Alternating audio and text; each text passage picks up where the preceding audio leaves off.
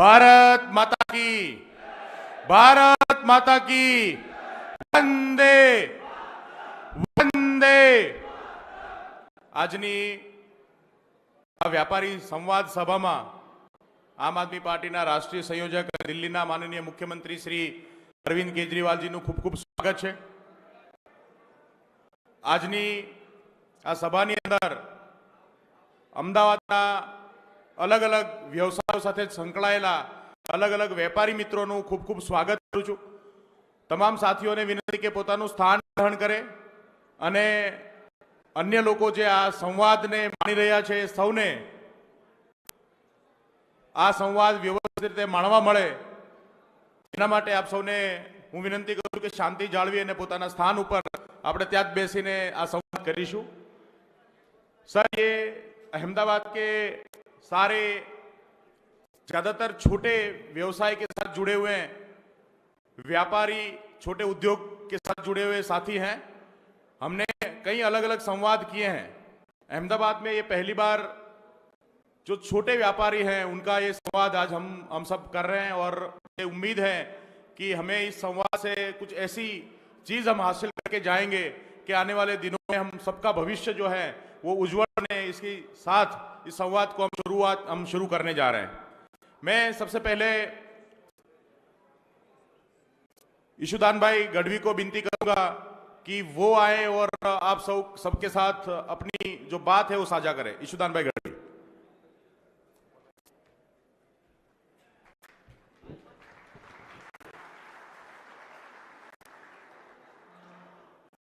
भारत माता की, इंकलाब। मंचस्थ उपस्थित दिल्लीना मुख्यमंत्री अने आम आदमी पार्टीना राष्ट्रीय कन्वीनर माननीय अरविंद केजरीवाल जी, मनोज भाई, कैलाश भाई, किशोर काका अने सौ उपस्थित वेपारी भाईओ अने बहनों, मित्रों, आ एक सरकार हमेशा संवाद थी आगळ वधवी जोईए। संवाद दरेक तबक्के थवुं जोईए, वारंवार थवुं जोईए अने ई पछी ऑटो चालक होय, वेपारीओ होय, चार्टर्ड एकाउंट होय, दरेक साथे सरकारनी व्यवस्था एवी बनाववामां आवी छे आपणे के मैनेजरशिप छे। सरकार क्यारे मालिक न होई शके। ज्यारे सरकार मालिक बने त्यारे हिटलरशाहीनो जन्म थतो होय।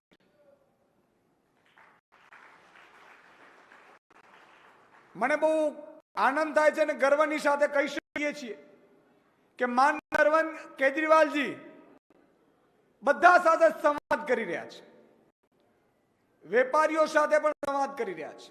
जो सरकार हमेशा नागरिकनी साथे होवी जोईए, पछी ए नागरिक कोई पण पक्षनो होय, कोई पण तबक्कानो होय, ए दरेक नागरिकने पोताने एक अधिकार छे। आपणो देश 15મી ઓગસ્ટ 1947 में आजाद थयो छे। મને ખબર છે ઘણા લોકો અહીંયા મિત્રો હશે, ઘણા લોકો નહીં આવી શક્યા હોય, ઘણા લોકો ડરતા હશે ભાજપથી। તો ડર શેનો છે? સુપા લફંગાઓની પાર્ટી છે એટલે ડર છે? ડર ન હોવો જોઈએ। અને ડર કેમ છે? વિવિધ રેડો પાડશે એટલે જુઓ તમે, સરકારની કામગીરી જનતાને, વેપારીઓને, ઉદ્યોગપતિઓને, ખેડૂતોને, બેરોજગારોને સહુલિયત આપવાની છે। વિવિધ તબક્કે ક્લાર્ક થી માંડી ચીફ સેક્રેટરી સુધી આપણે બ્યુરોક્રેટ હોય છે। એવી જ રીતે સરપંચ થી માંડી અને પ્રાઇમ મિનિસ્ટર સુધી આપણી પોલિટિકલ પદાધિકારીઓને વિંગ હોય છે। દરેકની કામગીરી છે તમારા માટે કામ કરવાનું, તમારા હિત માટે કામ કરવાનું, અને તમને સારું લાગે, સારી રીતે કરી શકો એના માટે છે। આપણે ફેક્ટરીમાં મેનેજર શું કામ રાખીએ છીએ? ફેક્ટરીમાં મેનેજર એટલે રાખી તમામ વ્યવસ્થા નાની મોટી છે એ મેનેજર પોતે પગાર લઈ લે અને મેનેજર છે એ તમામ ફેક્ટરીની જે પણ કામગીરી છે એ પૂરી કરે. હું સાચું કહી રહ્યો છું? સાચું કહી રહ્યો છું? સરકાર છે એ મેનેજર છે. પણ અત્યારનો મને લાગે છે માહોલ એવો બની ગયો કે આપણે કોઈ બંગલો હોય અને બંગલાને સાફ સફાઈ માટે આપણે માણસ રાખીએ અને 15 દિવસ પછી માણસ ગેટે આપણે એમ કહે કે આ બંગલાનો માલિક તો હું છું. કઠે કે ન કઠે? તકલીફ પડે કે ન પડે? પડે કે ન પડે? એ સ્થિતિ થઈ ગઈ છે. સરકારો આપણે બનાવી, પગાર આપણે ચૂકવ્યું, ટેક્સનો પેર આપણે થયા, એને પગાર મળે, ગાડી મળે, બંગલા મળે, સિક્યુરિટી મળે, બધું મળે અને ઉપરથી માલિક થઈ ગયા. આ વાત મારે સમજવાની જરૂર છે. આજે વેપારીઓ સાથે માનનીય અરવિંદ કેજરીવાલજી સંવાદ કરી રહ્યા છે. તમને સાંભળશે, તમને યોગ્ય લાગે એવા રજૂઆતો કરજો. તમને પ્રશ્ન મૂંઝાતા હોય રજૂઆતો કરજો. જો આ ભારત આઝાદ દેશ છે, કયા પક્ષમાં માનવું, કઈ પાર્ટીમાં માનવું તમારો છે, લુકઆઉટ છે. આપણે એમ નથી કહેતા કે અમને જ મત આપજો, કઈ પણ ન શકાય, પણ તમારા હિતની વાત કરવા માટે કોઈ મુખ્યમંત્રી દિલ્હીથી આવ્યો હોય, આનાથી મોટી વાત આપણા માટે ન હોઈ શકે. એ વાત તાળીઓથી બોલાવી. આજે દરેક વ્યક્તિને કામ કરવાનો અધિકાર છે. તમે માન લો કે કોઈ વેપારીને, મને નાની ફેક્ટરી ચાલક હોય, બીજે દિવસે એમ કે તમે આ પાર્ટીમાં ગયા હતા એટલે તમને જીપીસીબી નોટિસ ફટકારે. એટલે શું? What is this? જીપીસીબી માં કામ કરનારા અધિકારીઓ પણ તમે ટેક્સ ચૂકવો છો, પગાર લે છે. કોઈ મંત્રી કોઈ કડિયા કામ કરીને પગાર નથી ચૂકવતો. આ વાત આપણે સમજવાની જરૂર છે. અને ડર શેનો હોય? અને જો ડર હોય તો એક દાઉદની ગેંગ છે, ઈ એમ કે તમે વેપારીઓ ખંડણી આપો નહીં તો આમ કરી દઈએ. અને એક પોલિટિકલ પાર્ટીઓ છે, તમે અમને મત આપો નહીં તો અમે રેડ કરી દઈએ. આવું ડર ક્યારેય કોઈએ ડરવાની જરૂર નથી. આમ આદમી પાર્ટીનો એક સૈનિક તમારી સાથે છે, અંત સુધી સાથે છે. જે પણ પક્ષમાં માનવું મેં કીધું ને, તમારો વિષય છે, એમાં આપણે બિલકુલ એમ નથી કહેતા, પણ તમારા પ્રશ્નોનો ઉકેલ આવવો જોઈએ. એએમસી નો અધિકારી આવે, જીએસટી નો અધિકારી આવે, ડરાવે, ધમકાવે, કોઈ રેકડી ચાલકને પરેશાન કરે, આ ન ચાલવું જોઈએ. આ બિલકુલ ન ચાલવું જોઈએ. વ્યવસ્થા એવી હોવી જોઈએ, જો પ્રધાનમંત્રી પણ ગુનો કરે તો એ બચવું ન જોઈએ, અને એક રેકડી ચાલક પણ ગુનો ન કરે તો કોઈના બાપની તાકાત નથી કે એની અમે આંગળી દીધી શકે. વ્યવસ્થા એવી હોવી જોઈએ. વિદેશોમાં જુઓ, તમે વિદેશમાં સમૃદ્ધ દેશો આગળ કેમ છે? શું કામ આગળ છે? અમેરિકામાં કોઈ લાગવગીઓ નથી કરાવી શકતો કામ કે તમે મને મત નહીં આપો તો હું તને આમ કરી દઈશ. અને કોઈ માણસ, સામાન્ય ડ્રાઈવર હશે ને, ઈ પણ ખોટું નહીં કરે ને તો મંત્રી કહી શકે છે કે એ ભાઈ સાઈડમાં રહે. આ વ્યવસ્થા ઊભી કરવાની આપણા દેશમાં ખૂબ જરૂરી છે. આજે મને દુઃખ થાય છે, આજે કોઈ એક પાર્ટીથી વિરુદ્ધ બીજી પાર્ટીમાં હોય એને દુશ્મન તરીકે જોવામાં આવે છે. આ શું થઈ ગયું? એને કોઈ ઓફિસ રેન્ટ નો આપે, રેડો પાડીને ધમકાવો, એ આ શું થઈ ગયું છે? શું રહ્યું છે? એક વાત કાન ખોડીને સાંભળી લેજો પાર્ટીવાળા, ગુજરાત કોઈના બાપનો જાગીર નથી. આ અમે ઉભે કર્યો છે. અમારો એક વેપારી મહેનત કરે છે, અમારો એક કર્મચારી મહેનત કરે છે, અમારો એક ખેડૂત મહેનત કરે છે. અને એટલા માટે અમે અહીંથી ઊંડિયામણ મોકલીએ છીએ ને તમે અમારા ટેક્સના પૈસા ઉપર પગાર લો છો. વ્યવસ્થા એવી ઊભી કરવી છે મિત્રો કે કોઈ પણ વેપારી હોય, સરકારના મંત્રી સામે અવાજ ઉઠાવે પણ એને ખોટું ન કર્યું હોય ને તો મંત્રીની તાકાત નથી કે વેપારી પાસે કલેક્ટરને મોકલી શકે. વ્યવસ્થા આનું નામ કહેવાય. વ્યવસ્થા એનું નામ કહેવાય કે કોઈ પણ નેતા હોય અત્યારે બધું પાવર પોલિટિકલ પાસે લઈ લ્યો. મિત્રો, મારા જેવા એ રાજનીતિમાં આવવાની જરૂર શું કામ પડી છે? એટલા માટે જરૂર પડી છે કે સારા લોકોએ મૌન થઈ ગયા અને બુચસિયા ઘૂસી ગયા. તકલીફ ત્યાં પડી છે. અને અત્યારે માની લો કે તમે મારા પક્ષમાં નથી, બીજા દિવસે રેડો આવે, આ તે કોઈ ડરવાની જરૂર નથી. ચલો 1 મહિનો છે, 53 દિવસ છે.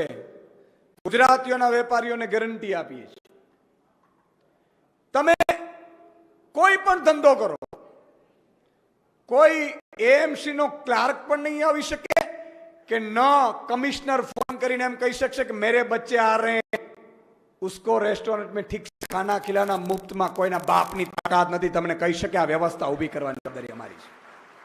કોઈ પણ એના માટે તમારે એકવાર આમ આદમી પાર્ટીને મોકો આપવો પડશે. આ વ્યવસ્થા, કારણ કે બધું પોલિટિશિયનો પાસે પાવર લઈ લીધો છે અને પોલિટિશિયનમાં એવા લોકો બેસી ગયા છે જેને કશું આવડતું જ નથી. સાહેબ, કશું આવડતું નથી. માત્ર ક્યાંથી ધારાસભ્યો તોડવા, ક્યાંથી માલ બનાવવો, ક્યાં કટકી કરવી, ક્યાં વેરવો, આના સિવાય કોઈને કાંઈ આવડતું હોય મને કહે. એક દુકાન તમે તમારા વેપારીઓ છે, ફેક્ટરી કે દુકાન કોઈ આપણો જે ઘરના સારો વ્યક્તિ ન હોય, ઉડા હોય, એને આપી દો સંચાલન, તો દુકાનનું પૂરું થઈ જાય, ફેક્ટરીનું પૂરું થઈ જાય, પરિવારનું પૂરું થઈ જાય. તો મિત્રો, એક વાત ધ્યાન રાખજો, તમે રાજ્ય કોને સોંપીને બેસાશો, પછી કહેતા નહીં કે રાજ્ય લૂંટાઈ ગયું. બસ આટલું કહી હું આપને એક છેલ્લી વિનંતી કરીશ કે ડરવાની જરૂર નથી. અમે બેઠા છીએ, પણ તમારામાં સત્યનું રણકો હોવો જોઈએ, અવાજ ઉઠાવવાની તાકાત હોવી જોઈએ. કાલનું કોઈને ખબર નથી, ન જાણ્યું જાનકી નાથે કાલે શું સવાનું છે. સાહેબ, ભગવાન રામને ખબર નથી એ અયોધ્યામાં રાજગાદી ઉપર બેસવાના હતા, બીજા દિવસે વનવાસ તો થાય, પણ તમારો મન છે ને ડરવું ન જોઈએ. આટલી વિનંતી સાથે જય હિન્દ.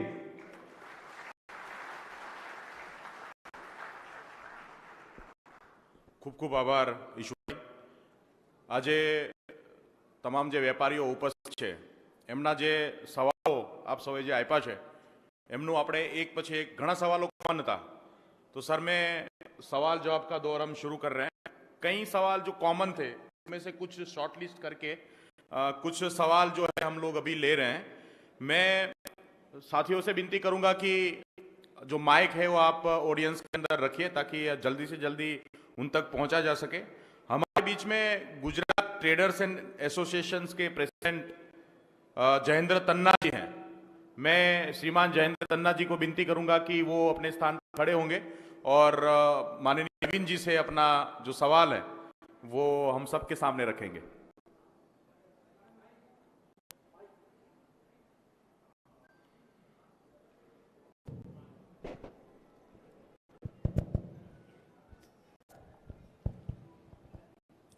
जी जयेंद्र भाई.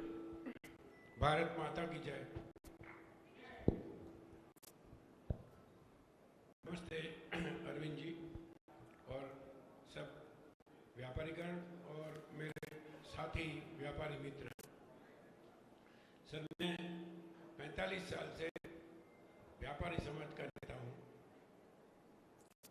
2 दिन के लिए यही सरकार के सामने ऑक्ट्रॉय के मामले में लड़ने के लिए मैं एक ही हूँ ऐसा हूँ जिसने 2 दिन की जेल की सजा भी भुगती. मेरा नेशनल लेवल का भी एक संगठन है जो दिल्ली बेस्ड है और हमारी 14 स्टेट में ब्रांचेस हैं. हमारी बात यही है कि रहते रहते जो इतने टाइम से हम स्टेट की, राज्य की और नेशनल लेवल की इकोनॉमी में जो हम हमारा योगदान दे रहे हैं उसके हिसाब से हमारे कोई प्रश्न का कहीं भी उत्तर नहीं मिल रहा है. कंप्लीटली इग्नोर रह गए हम हर जगह पे ऐसे हैं. आज के दिन आप गुजरात के लिए आए तो मैं खाली गुजरात की बात करूँगा. पहली बात है कि व्यापारी लोग पढ़े लिखे इतने नहीं होते सर. हमें अनुभव से सूझबूझ आती है और हमारे कर सकते. तो इसमें हमारे पे प्रोफेशनल टैक्स क्यों लगता है? We are not professional. हमने सरकार से 2011 से लिखा है, हम उसकी बात कर रहे हैं कि व्यापारी लोगों को प्रोफेशनल टैक्स से मुक्ति होनी चाहिए। हमें टैक्स देने में कोई दिक्कत नहीं है, कोई भी सरकार हो इस तरह का टैक्स मांगे हम दे सकते हैं उसमें, मगर इससे द्वारा छोटे कस्बों, ग्रामीण विस्तार से लेकर शहरी विस्तार तक व्यापारी समाज से इसके बहाने भ्रष्टाचार बहुत होता है। हमें ये सिस्टम से तकलीफ है, पैसे देने से कभी भी तकलीफ नहीं है। सरकार को अपनी स्कीम करनी है, पैसा चाहिए तो वी आर, क्योंकि हमें सुविधा मिलनी चाहिए, मिलती है उसी हिसाब से। तो हमारा पहले से आपसे मैं स्पष्टता इसमें बारे में सर चाहूँगा कि अगर आपकी सरकार आई और ये बात हुई तो हमारे व्यापारियों को प्रोफेशनल टैक्स से मुक्ति मिले, ऐसा कुछ इंतजाम आपसे अपेक्षित चाहते हैं। कोई भी सरकार, हम नॉन पॉलिटिकल है साहब, हर सरकार हमारी माँ बाप है, क्योंकि हम रास्ते पे धंधा करते हैं। कोई भी पुलिस वाला कभी भी डंडा लेके आए, इस विधान साहब करेंगे तो हर कोई डरेगा, क्योंकि वो टाइम पे आप या कोई नहीं आ सकता। हमें तो सरकार जो है उसके साथ में ही चलना पड़ता है और इसलिए हमें कोई दिक्कत नहीं है, क्योंकि हम अच्छी सरकार को चाहते हैं, उसी तरह से मतदान करते हैं। अल्टीमेटली तो लोग सही मैटर करती है। ये उसी तरह का अभी सर ये छोटे लोगों पे जीएसटी आया, आपने बोला था हवा पे ही जीएसटी बाकी है, तो आपकी सरकार आए तो सुप्रीम कोर्ट ने भी दिया है अभी कि जीएसटी काउंसिल ऐसी है कि उसका जो भी रिजोल्यूशन है वो हर राज्य सरकार को मानना जरूरी नहीं है। उन्होंने सेंट्रल गवर्नमेंट की मीन्स पार्लियामेंट ने जो इसका रिजोल्यूशन किया उसका ही खंडन कर दिया कि ये कोई रिजोल्यूशन। तो अगर आपकी सरकार आई तो ये जो छोटे लोगों के हमारे पे, हम भी कंज्यूमर है सर, दही छाछ उस पर जो भी आता है, आपकी सरकार उसके बारे में कोई सोच रही है कि जीएसटी काउंसिल में जो भी त्रुटियां है जीएसटी में हर व्यापारी मर गया है सर, आपने ही बोला कि कहाँ कहाँ क्या है, इसके बारे में ज़्यादा बोलने की जरूरत। तो आप कोई नई सेहत लेके जीएसटी काउंसिल के जो व्यापारी वर्ग के लिए जीएसटी की तकलीफ है, खास करके कंप्लायंस की हमें बहुत ही तकलीफ, हर महीने रिजल्ट दो, 2 महीने पे ये दो, और सर 1000 से ज़्यादा उसमें अलग अलग रिजोल्यूशन गवर्नमेंट ने चेंज की है। तो आज हमारे कंसल्टेंट को भी पता नहीं है, गढ़वी साहब बैठे हैं चार्टर्ड अकाउंटेंट, उनको भी पता नहीं कि कौन से यूज में कौन सी जगह कौन क्या फेरफार। तो उसके लिए हम आपसे कुछ स्पष्टता चाहते हैं कि ये बारे में व्यापारियों को, उद्योगकारों को क्या आप रियायत दे सकते हैं। बहुत सारे अलग अलग प्रश्न हैं लोगों को, मैं ये दो आप जिस तरह से मैं पॉलिसी लेवल की बात आपसे करता हूँ, छोटी मोटी तो हमें दिक्कत बहुत है। अहमदाबाद शहर में अभी पार्किंग पॉलिसी आ रही है सर, एक बात तो पॉलिसी लेवल, ये पार्किंग पॉलिसी पूरे अहमदाबाद में, गुजरात में व्यापारी वर्ग जो पहले से टैक्स दे रहे, रोड टैक्स दे रहे, वो दे रहे, उनके लिए कहीं भी उनका आवाज़ नहीं आ रहा है। तो ऐसी जो भी पॉलिसी हो, हर पॉलिसी में कंसल्टेशन कमेटी होनी चाहिए सर। आपने पहले ये बात कही है कि व्यापारियों को साथ में लेके चलेंगे, मगर इसके लिए हर पॉलिसी हो, छोटी मोटी कोई भी पॉलिसी हो, तो उसमें वेंडर्स का कोई प्रोविजन जो एक्ट है सेंट्रल गवर्नमेंट ने बोला है, सुप्रीम कोर्ट ने पास किया, वो अहमदाबाद में वेंडर्स का लागू ही नहीं हुआ है। पूरे गुजरात में कहीं भी नहीं, वेंडर जोन अलग होना चाहिए, रिटेल ट्रेडर्स का होना चाहिए। और एक और मांग है आपको भी हमने रखी है, दिल्ली में भी भेजी है कि रिटेल ट्रेड पॉलिसी होनी चाहिए। नेशनल लेवल की एसएमई पॉलिसी है, आपको आपने हमें एसएमई में गुजरात गवर्नमेंट ट्रेडर्स को ले लिया है, और हमारे लिए कोई रिटेल ट्रेड पॉलिसी ही नहीं है। कहीं पॉलिसी होनी चाहिए किसी तरह की। एक बात छोटी करूँगा, मैं टाइम ज़्यादा नहीं लूँगा। समझो कि सर एक इंडस्ट्री होती है, वो 1 करोड़ रुपया खर्च करते हैं, तो उसमें तो क्वालिफाइड 20-25 लोगों को नौकरी मिलती है। 1 करोड़ के धंधे में कोई भी हमारा कॉम्प्लेक्स होगा तो व्यापारी समाज का कम से कम 200-250 लोगों को रोजगारी मिलती है। तो ये जो हम इन्वेस्टमेंट कर रहे हैं व्यापारी किसी में भी रोजगारी सृजन का ज़्यादा कर रहे हैं, तो हमें उसमें कोई इन्वेस्टमेंट नहीं मिल रहा है, न जीबी में कोई राहत है, इलेक्ट्रिसिटी में न सेल टैक्स में राहत है, न प्रॉपर्टी टैक्स में राहत है, न सब्सिडी है कोई हम धंधा करते। इंडस्ट्री के लिए हमारे लिए कुछ नहीं है। तो ये रिटेल ट्रेड पॉलिसी भी ऐसी होनी चाहिए सबके, जो व्यापारियों को न्याय करता होनी चाहिए। आपने मुझे बोलने का सबसे पहले मौका दिया और आपसे सन्मुख होने का तक भी थैंक यू।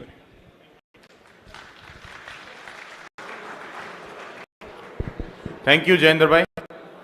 सर जयेंद्र भाई तो ज़्यादातर अपने 35 सालों का जो अनुभव है उनका सारे सवाल हमें पूछे हैं। मैं बाकी साथियों से विनती करूंगा कि आप आपस में बात ना करें प्लीज, क्योंकि इस तरीके से अगर हम आपस में बात करते रहेंगे तो सुन भी नहीं पाएंगे और समझ भी नहीं पाएंगे।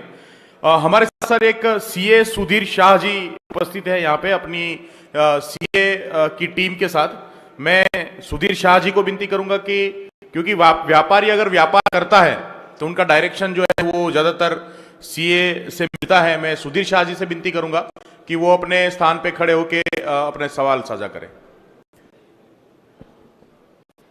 हेलो, मैं सीए हूँ और कई सारे व्यापारी लोग मेरे साथ जुड़े हुए हैं।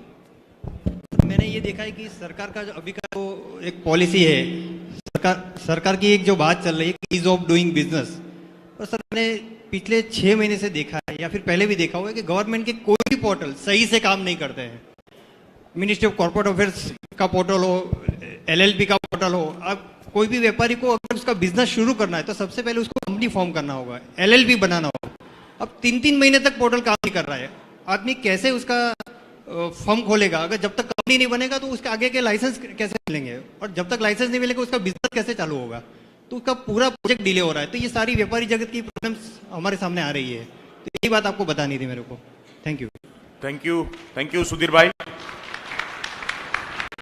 सर हमारे साथ एक श्रीजिल याग्निक जी उपस्थित है। श्रीजिल याग्निक वो एक मुखवास के ट्रेडर्स हैं। मैं उनको विनती करूंगा कि वो साथी उनको माइक दे। Good afternoon sir. सर यहीं पे बाहर ग्वालियर में मेरी मुखवास की एक शॉप है सर, यहाँ पे बाहर।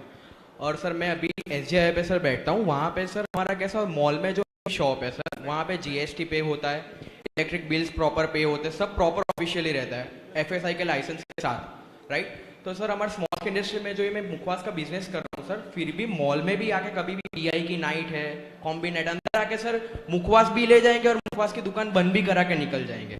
और वहीं पे एग्जैक्टली सामने सर जो गवर्नमेंट रोड वगैरह रहते हैं, वहाँ पे सर वो लोग पुलिस डिपार्टमेंट्स वहाँ पे सर पैसे लेते हैं, मतलब हफ्ता वगैरह, और वहाँ पे सब लारी वगैरह शॉप लोग उन लोगों को देते हैं सर।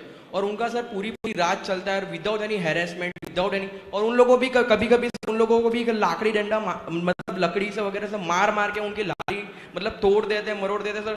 सब सामान जो वगैरह रहते हैं उन लोगों को फेंक देते हैं सर। मतलब हफ्ता लेने के बाद उन लोग के साथ भी वही मतलब व्यवहार हो रहा है, ऑफिशियल्स के साथ भी वही मतलब वो लोग मतलब बिहेवियर उनका यही रहता है सर। जो स्मॉल स्केल इंडस्ट्री सर रहती है उनके साथ ये मतलब बिहेवियर उन लोगों का रहता है सर। तो अगर आपकी अपनी गवर्नमेंट बनती है तो सर आप इस पे भी थोड़ा फोकस कीजिए, क्योंकि ये लोग सर बहुत स्मॉल स्केल इंडस्ट्रीज अहमदाबाद में बहुत सारे लोग मतलब करते हैं। लोग अपना खुद का बिजनेस बहुत करते हैं सर, पर उन लोग को मतलब करने नहीं देते अच्छे से, मतलब दबा के रखते हैं sir. Thank you sir. Thank you Shrijil भाई।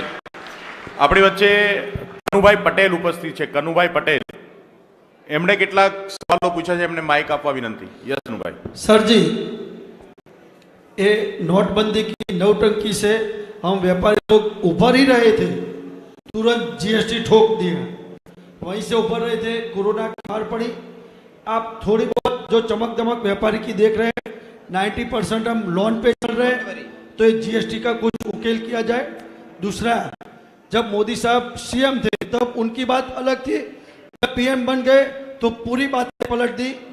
जब सेंटर में ऑपोजिट सरकार थी तो गुजरात के CM चिल्ला कर जो बात मांग रहे थे वो सब बात भूल गए। पर्टिकुलर मैं एक बात याद करवाना चाहता हूँ, लाइसेंस राज।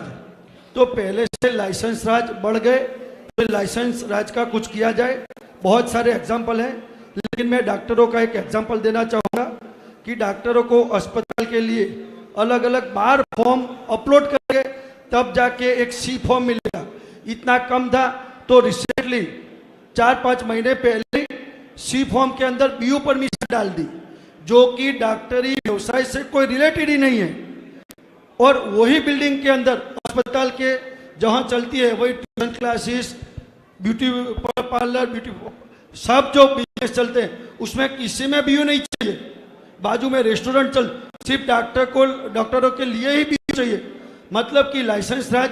अच्छा, इसके अलावा तो spirit licence, GPSC Gujarat pollution control licence, biomedical waste licence, ऐसे लाइसेंस और कई लाइसेंस। तो हमें ये लाइसेंस राज से मुक्ति चाहिए, सभी व्यापारियों के लिए GST से मुक्ति चाहिए।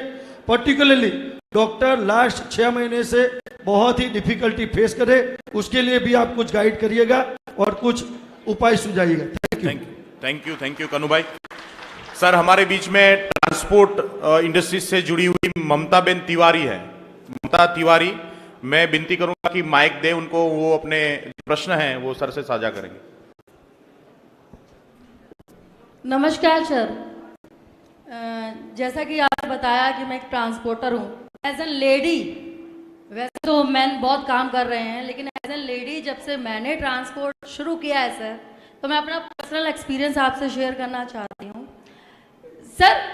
क्या है ना, जीएसटी बाकी चीज़ें तो अलग हैं, हम लोगों के असर कोई माई बाप नहीं है।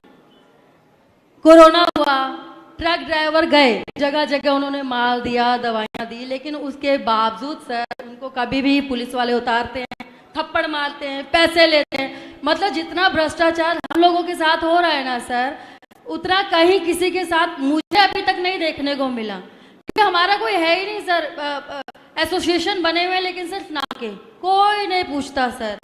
नो एंट्री एरिया में जब नो एंट्री लगी होती है तब की बात तो अलग है, लेकिन जब नो एंट्री खुल जाता है सर, उसके बाद अगर हम ट्रक अपना भेजते हैं कंपनी में, तो पुलिस वाले क्या करते हैं सर, गाड़ी को साइड में खड़ा करते हैं, उसका कहते हैं नहीं पहला पैसा दो फिर जाके गाड़ी आगे जाएगी, नहीं तो नहीं जाएगी। मतलब कुछ नहीं है सर हम लोगों के लिए। और सबसे ज़्यादा हम लोग ही काम करते हैं, मतलब दवाइयों से लेके, मतलब सर कौन सा ऐसा काम है जिसमें ट्रांसपोर्टर की ज़रूरत नहीं है। हर काम के लिए हम लोग सबसे पहले, और हमारा कोई सुनवाई नहीं है सर। प्लीज़ आपकी सरकार आए तो आपसे मतलब मैं क्या बोलूं कि मेरा नम्र निवेदन है आपसे कि हम लोगों के लिए प्लीज़ कुछ सोचिएगा sir. Thank you, thank you.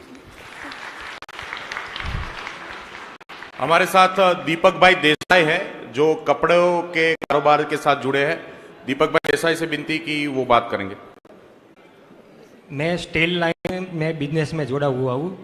हमारा स्टील में जीएसटी ज़्यादा बढ़ गया है, इसलिए कोई व्यापारी बिल लेना नहीं चाहता है और कोई माल भी नहीं लेता है। तो जीएसटी का दर थोड़ा कम हो, आपकी सरकार बने तब। और जब हमारे कारखाने से दूसरे कारखाने पे माल ले जाते हैं तब टेम्पे वाले वहाँ पे जाते हैं, तब पुलिस वाले भी ध्यान करते हैं और वो भ्रष्टाचार करते हैं। 500 से 2-2 हज़ार तक वो पैसा मांगते हैं और ऐसे ही काम नहीं चलता है और पुलिस वालों भी ले जाते हैं, तो हमारे लिए भी कुछ नहीं बचता है। Thank you. Thank you, thank you very much sir. ये गुजरात में अहमदाबाद हमारे लिए महाजनों का शहर कहा जाता है। गुजरात का व्यापार का मतलब हमेशा से अहमदाबाद रहा है और गुजरात के विकास के अंदर अहमदाबाद का बड़े पैमाने पे योगदान रहा है। और वहीं अहमदाबाद के अंदर छोटे व्यापारी, क्योंकि ये पूरे गुजरात का व्यापार का स्थल है, तो उनका बड़ा योगदान रहा है। मैं आपसे विनती करूंगा कि गुजरात के अहमदाबाद के व्यापारी के लिए आप जो भी आपके पास जो प्लान है, जो भी आप कह सकते हो और ये गुजरात की जनता को आश्वासन दे सकते हो, उनके लिए मैं आपको इनवाइट करूंगा। माननीय अरविंद केजरीवाल जी, आप सब संबोधित करें।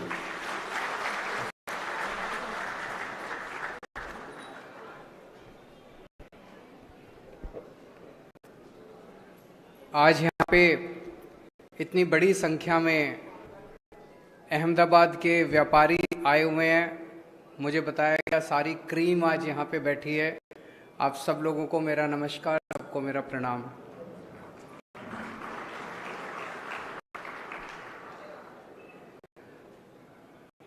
दोस्तों, एक मेरी आपसे शुरू करने के पहले निवेदन है कि इन लोगों ने मीडिया को बहुत डरा के रखा हुआ है। मीडिया को कहा हुआ है कि आम आदमी पार्टी को, केजरीवाल को, इनको बिल्कुल नहीं दिखाना। मीडिया वाले बहुत अच्छे हैं, वो दिखाना चाहते हैं क्योंकि हम अच्छी अच्छी बातें करते हैं। मीडिया वाले दिखाना चाहते हैं, लेकिन वो बेचारे डरे हुए हैं। तो ये चुनाव हम सोशल मीडिया से जीतेंगे। मेरी आप सबसे विनती है कि जितने ज़्यादा से ज़्यादा लोग फ़ोन निकाल के इसकी रिकॉर्डिंग कर सकें और अपने अपने व्हाट्सएप ग्रुप में इसको शेयर कर लीजिए, ज़्यादा से ज़्यादा लोगों को इसको फैला दीजिए। मैं समझता हूं कि जब जनता खड़ी हो जाएगी तो अपने आप बात फैलेगी। अभी जब मैं कल फ्लाइट में आ रहा था, मेरे बगल में अहमदाबाद के एक व्यापारी बैठे हुए थे, स्टॉक ब्रोकर हैं। मुझे देख के आश्चर्यचकित हो गए। बोले, सर सीएम के बगल में बैठा हूं मैं, मेरे भाग्य खुल गए। फिर बोले कि सर मुझे आपके साथ फोटो लेनी है। मैंने कहा ले लीजिए। फिर अचानक बोले कि नहीं, गड़बड़ हो जाएगी।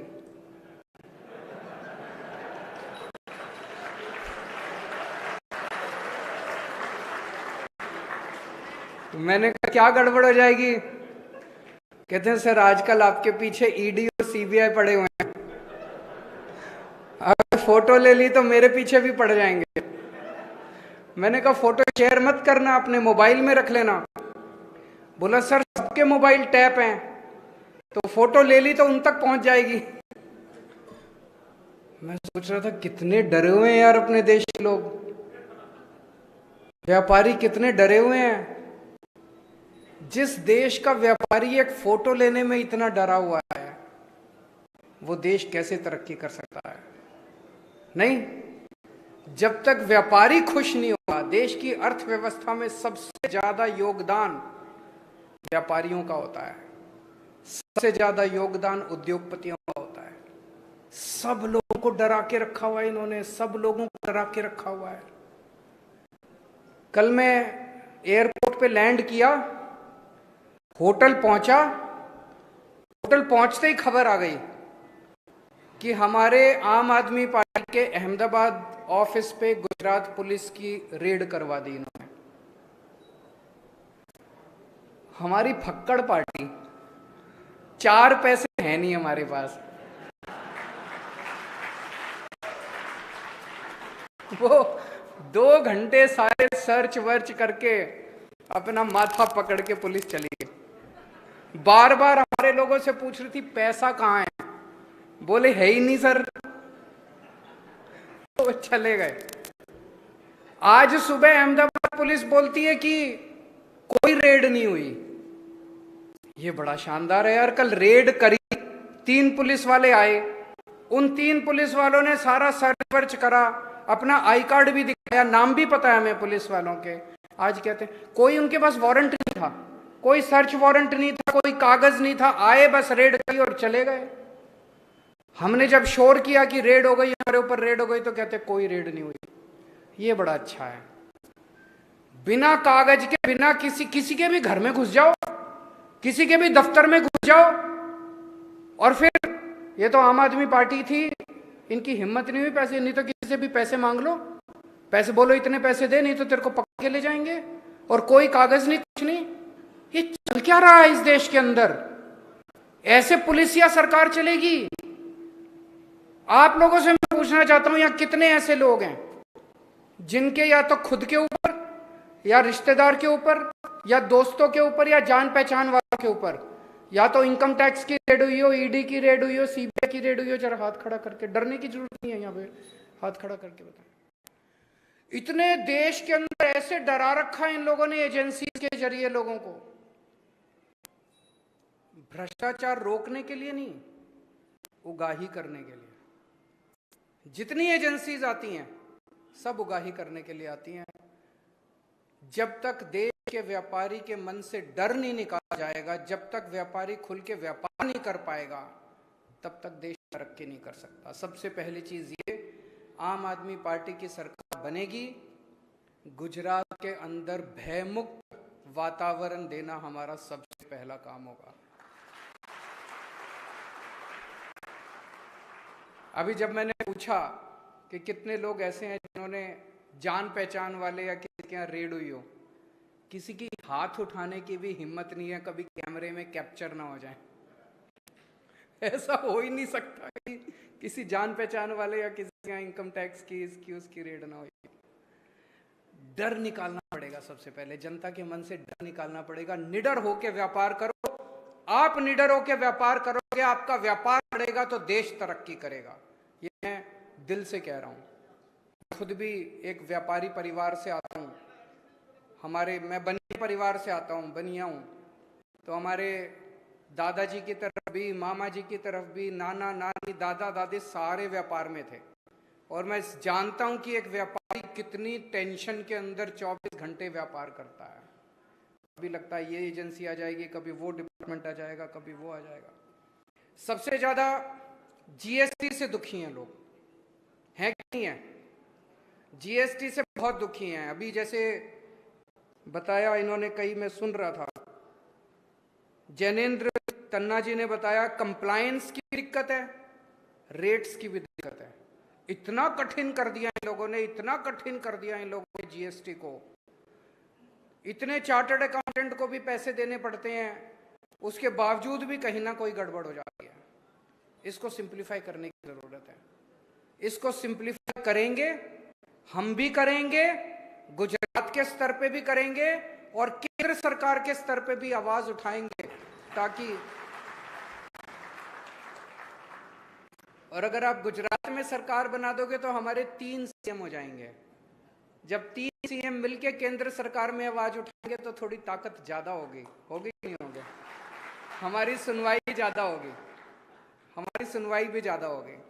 तो ये जीएसटी को ठीक करने की जरूरत है, बहुत बड़े स्तर पे जीएसटी को ठीक कर, कंप्लायंस भी ठीक करने की जरूरत है, रेट्स भी ठीक करने की जरूरत है। अभी भाई साहब ने प्रश्न पूछा, तन्ना जी ने भी और उनके बगल में जो बैठे हैं उन्होंने भी, कि सुप्रीम कोर्ट का एक ऑर्डर आया है। सुप्रीम कोर्ट का ऑर्डर ये कहता है कि जीएसटी काउंसिल के अंदर जो निर्णय लिए जाते हैं वो बाध्य नहीं है राज्य सरकारों के ऊपर। ये बहुत बड़ी अपॉर्चुनिटी देता है, बहुत बड़ा अवसर पैदा करता है।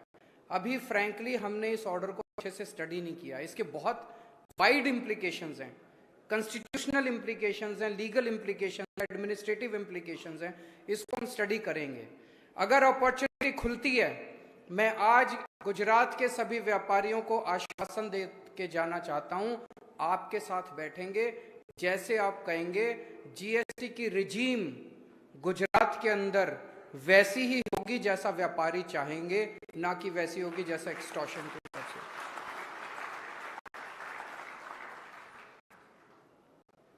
व्यापारियों की एक बहुत बड़ी समस्या होती है, नॉर्मली हर व्यापारियों का जो डायलॉग मैं करता हूं उसमें निकल के आती है, आज नहीं निकल के आई, होती है पेमेंट की। एक मिनट में पूरा कर लूं अभी। पेमेंट नहीं आती, माल बेचते हैं, पेमेंट नहीं आती है कि नहीं है? किसी ने पैसा लिया वापस नहीं करता, बहुत बड़ी समस्या है। आधे से ज्यादा लोग इस पेमेंट की वजह से डूब जाते हैं, आधे से ज्यादा व्यापारी तो इस पेमेंट। मेरे पास इसका तुरंत कोई समाधान नहीं है। मैं भी व्यापारी परिवार से आता हूं, इसलिए मैं समझ सकता हूं कि पेमेंट की कितनी बड़ी समस्या है। आपके साथ बैठेंगे, इसमें मैं बहुत लोगों से चर्चा कर रहा हूं कि क्या किया जा सकता है। इस पे कोई कानून ऐसा बनना चाहिए ताकि लोगों की पेमेंट वापस आ सके। अगर एक आदमी को माल बेचने के बाद अपनी पेमेंट की पक्का हो जाए कि मेरी पेमेंट आ जाएगी, तो मैं बताता हूं आपको 50 से 60% व्यापार वैसे ही बढ़ जाएगा, लोगों का कॉन्फिडेंस बढ़ेगा सिस्टम के अंदर और व्यापार बढ़ जाएगा। इसके लिए हम मिल बैठ के कुछ समाधान निकाल के कोई कानून लेके आएंगे, और जो कानून यहां बनेगा उसको फिर दिल्ली में भी लागू करेंगे, उसको फिर पंजाब में भी लागू करेंगे और एक दिन पूरे देश में भी लागू करेंगे।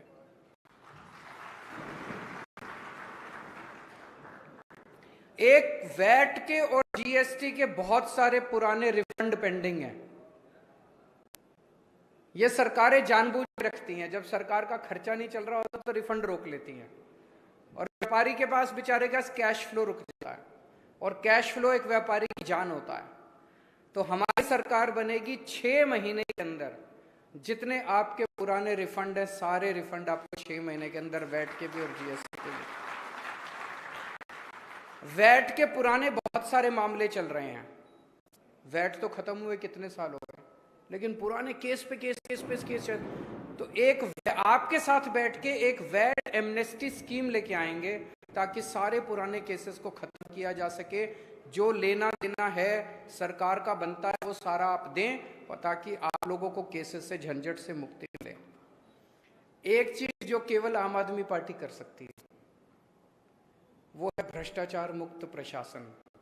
अभी सबकी आपकी बातों से निकल के आ रहा था, ममता जी ने भी बोला कि जी वो पैसे मांगते हैं, पुलिस वाले पैसे मांगते हैं, ये पैसे मांगते हैं, वो पैसे। ये मैं आपको गारंटी दे रहा हूं, एक भी पुलिस वाला और एक भी सरकारी कर्मचारी की हिम्मत नहीं होगी कि आपसे एक भी पैसा मांग सके। दिल्ली में हमने भ्रष्टाचार मुक्त शासन दिया है। मैं आपके साथ शेयर, पहली जब सरकार बनी हमारी 28 सीट आई थी दिल्ली में, 28 सीट में 49 दिन की सरकार थी। उन 49 दिन में हमने ऐसा काम किया कि अगली बार लोगों ने 67 सीट दे दी। कई काम किए, लेकिन एक काम जो किया, मैंने ऐलान कर दिया दिल्ली में कि अब अगर आपसे कोई पैसे मांगे, आप मना मत करना, अपनी जेब में हाथ डालना और अपना फोन रिकॉर्डिंग पे लगा देना, ऑडियो रिकॉर्डिंग, और उस रिकॉर्डिंग की क्लिप मेरे को इस नंबर पे व्हाट्सएप कर देना, उस अफसर को मैं जेल में डाल दूंगा। 49 दिन में 32 लोगों को मैंने जेल डाली। आपको यकीन बता रहा हूं, किसी की रिश्वत कम नहीं हुई, 0 हो गई 49 दिन के अंदर की रिश्वत। और 49 दिन के बाद जैसे ही हमारी सरकार गिरी, ये लोग सारे पैसे लेने पहुंच गए। बोले वो जो 49 दिन वाले हैं वो भी दो और अब नए पैसे भी दो। बोलो बुला अब अपने केजरीवाल को, हम देखते हैं तेरा केजरीवाल क्या करता है।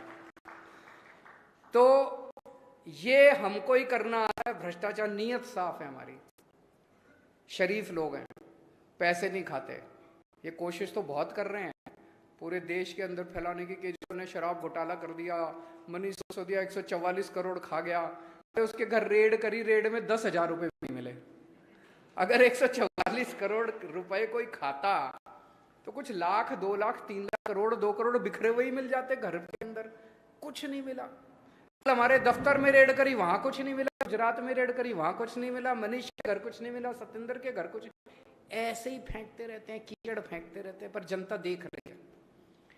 तो एक तो भ्रष्टाचार मुक्त शासन देंगे, रेड सारी बंद कर देंगे, जितनी रेड होती हैं, ये जीएसटी के रेड, फलानी रेड, ढिमकी रेड। दिल्ली में कोई रेड नहीं होती। जब हमारी सरकार बनी थी, दिल्ली में सारी रेड बंद कर दी। मैं इनकम टैक्स में था पहले। ऐसा नहीं कि सारे अफसर खराब होते हैं, कई कुछ अफसर ईमानदार भी होते हैं, लेकिन अमूमन मैंने देखा कि रेड में क्या तमाशा होता है। कोई उस कोने के अंदर सेटिंग कर रहा होता है, कोई उस कोने में सेटिंग कर रहा होता है। जितना पैसा रेड में सरकार को नहीं आता, उससे ज्यादा पैसा उनकी जेब में जाता है। अगर आप रेड बंद कर दो, इस देश का व्यापारी खुशी खुशी अपने मन से सरकार को पैसा देना चाहता है, उसको मौका तो दो। दिल्ली में जब हमारी सरकार बनी, वैट के जरिए हमारा टोटल दिल्ली सरकार का बजट 30,000 करोड़ का था। हमने रेड बंद कर दी, आज हमारा दिल्ली का बजट 75,000 करोड़ का है, दुगने से भी ज्यादा हो गया, 2.5 गुना हो गया। क्यों? व्यापारी अब खुश है। व्यापारी देख रहा है उसके बच्चों को अच्छी शिक्षा दी, हमने स्कूल अच्छे बना दिए, हमने अस्पताल अच्छे बना दिए, इलाज मुफ्त कर दिया, लोग खुश हैं। अपने से टैक्स दे रहे हैं, अपने से उनको लग रहा है यार कि अगर सरकार को टैक्स दोगे तो कुछ बदले में मिलेगा। तो सिंप्लीफाई करेंगे सारे प्रोसेस।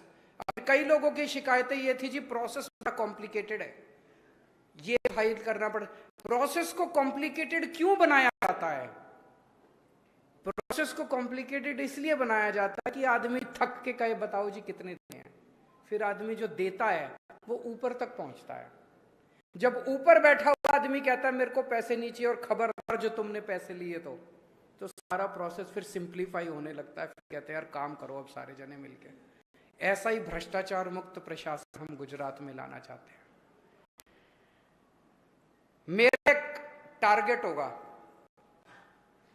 5 साल के अंदर व्यापार का पूरा सिस्टम इतना सिंप्लीफाई कर दो, इतना भ्रष्टाचार मुक्त कर दो कि आपका सबका बिजनेस, हर आदमी का बिजनेस कम से कम 5 साल में डबल हो जाए। आज अगर आप 5 रुपए का टर्नओवर है तो 5 साल में ये डबल होके 10 रुपए होना चाहिए। आज अगर 10 रुपए का टर्नओवर है तो ये 20 रुपए 5 साल में होना चाहिए। और 20 पोटेंशियल है अपने देश के अंदर, बिजनेस बढ़ सकता है, बहुत तेजी से बढ़ सकता है। इस सब चीजों को संकुचित करके मतलब घोट के रखा हुआ है सरकारों ने। ऐसा है जैसे गला घोट देते हैं ना किसी आदमी का, ऐसे व्यापार और उद्योग को इस देश के अंदर घोट के रखा हुआ है। अब खुला छोड़ दिया जाए व्यापार को, खुला छोड़ दिया जाए व्यापारियों को, उद्योगपतियों को, इतना बढ़ेगा हमारे देश के अंदर। हम चाइना को पीछे छोड़ सकते हैं, हमारे अंदर पोटेंशियल है। और एक ये कहा जा रहा है फ्री की रेवड़ी, फ्री की रेवड़ी, फ्री की रेवड़ी। मैं कन्विंस्ड हूं पूरी तरह से कि अपने देश के हर बच्चे को अच्छी शिक्षा मिलनी चाहिए और फ्री शिक्षा मिलनी चाहिए। आज अमेरिका अपने बच्चों को फ्री शिक्षा देता है, लंदन अपने बच्चों को फ्री शिक्षा देता है, जापान अपने बच्चों को फ्री शिक्षा देता है, बड़े बड़े देश अपने बच्चों को फ्री शिक्षा देते हैं। वो इसलिए फ्री शिक्षा नहीं देते कि वो अमीर हैं, वो अमीर इसलिए बने क्योंकि उन्होंने अपने बच्चों को फ्री शिक्षा देनी चालू करी। अगर हमें अमीर देश बनना है, अगर हमें डेवलप्ड कंट्री बनना है, तो पहले सबसे पहली चीज है अच्छी शिक्षा हर बच्चे के लिए इंतजाम करना पड़ेगा और फ्री शिक्षा का इंतजाम करना पड़ेगा। दिल्ली में हमने शानदार शिक्षा का इंतजाम कर दिया, गरीबों के लिए भी सरकारी स्कूल शानदार कर दिए। कितनी कहानियां मेरे को सुनने को मिलती है, फलाना फलाना प्लम्बर का बेटा, कारपेंटर का बेटा, रिक्शे वाले का बेटा IIT में इंजीनियर बन गया।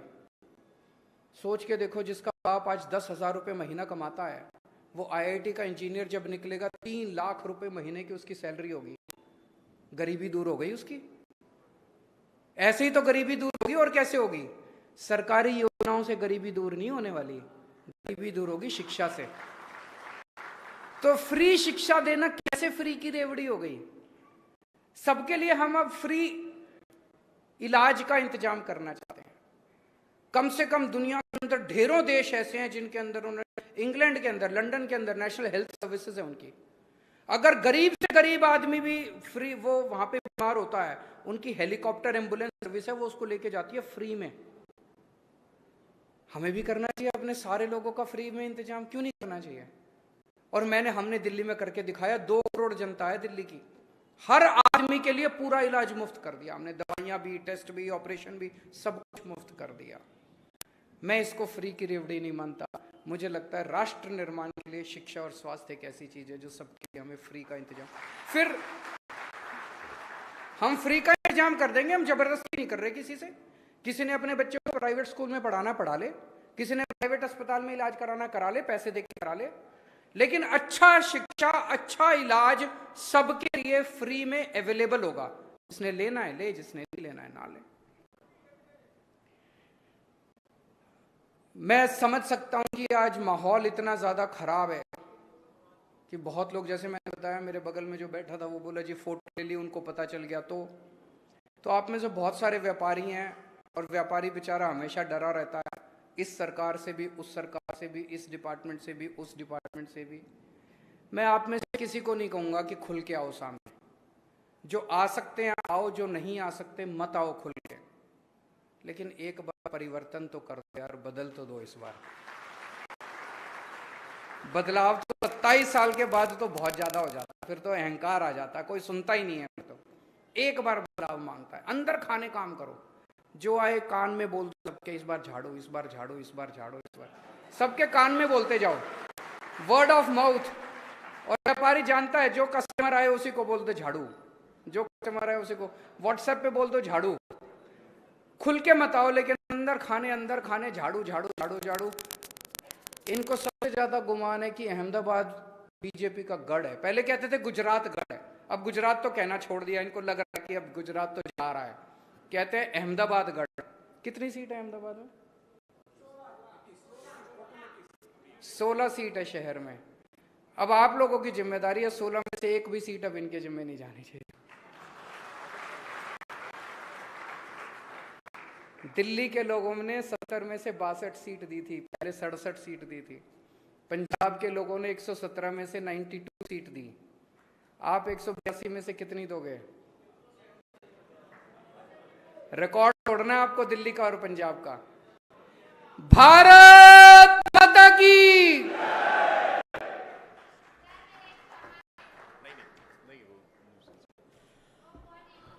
તમામ વેપારીઓ વતી અરવિંદજીનું ખૂબ ખૂબ સ્વાગત છે, એમનું અભિનંદન છે। સાહેબ આપણે વચ્ચેથી અત્યારથી રજા લેશે। સોંગ બજાવો।